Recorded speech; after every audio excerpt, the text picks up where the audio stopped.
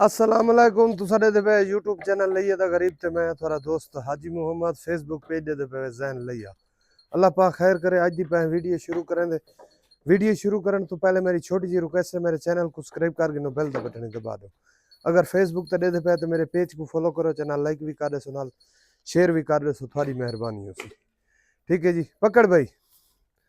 अच्छा जी, ये बकरी है, ठीक है, तले ये मादी है, ठीक है। दुध इसका 1 लीटर है जड़ा है बकरे बच्चा पींदे।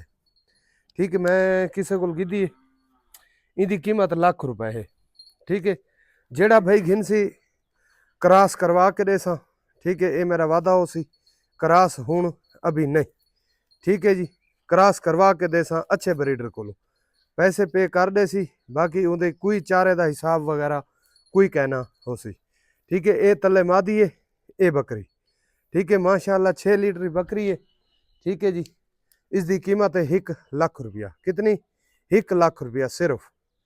ठीक है जी, तीजा वारा सूई वधी है, चौथे वारे हूँ क्रॉस हो सी। ठीक है, 1 लाख रुपया है मादी नाल। ठीक है जी, बहुत वड्डी बकरी है, नीले कलर च। ठीक है जी, ये किसी की आई हुई है क्रॉसिंग वास्ते, ये सेल नहीं करनी, छोड़ दे उको पकड़ा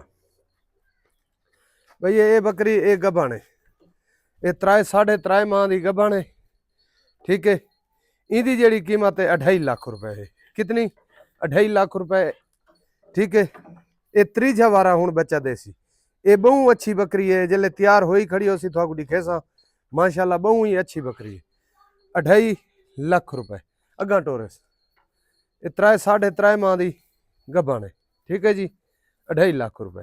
ठीक है, छोड़ दे भाई। ये काले कलर है, ये तकरीबन 2.5 माह की क्रॉस हुई वधी कलियर मैं नहीं आख सकता, लेकिन साढ़े देसी हिसाब के मुताबिक यानी कि गबन है पर टोरस। इनकी जी कीमत है सिर्फ 70,000 रुपये है। कितनी? सिर्फ 70,000 रुपये। ठीक है, लेकिन गारंटी कहना हो सी भलाई, लेकिन सारे देसी हिसाब नाल है। जेले कलियर हो गई इनकी कीमत वध वैसी। फिलहाल इनकी 70,000 रुपये कीमत है। ठीक है जी, 70,000 रुपये।